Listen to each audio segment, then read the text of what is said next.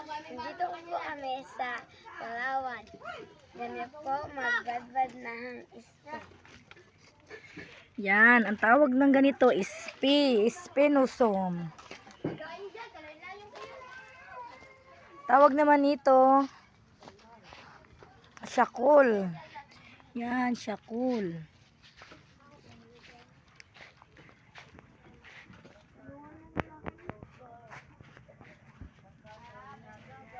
Yan, ito syakul ang tawag. Maraming harvest ngayon ang tao dito, kaso lang mura lang.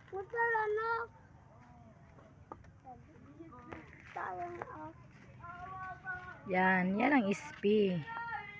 Magkaibang uri sila.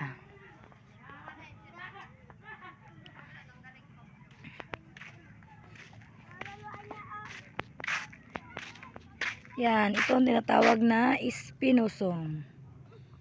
Pag nauulanan, madaling matunaw. Hindi na siya napapakinabangan pag nauulanan, natutunaw. Yan, tingnan nyo, naulanan. Nag-iba na ang kulay, nagiging puti.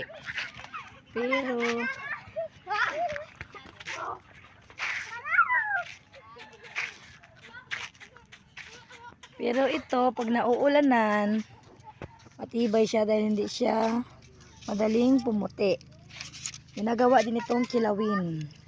Kinikilaw din ang syakul na green. Yan, kinikilaw to.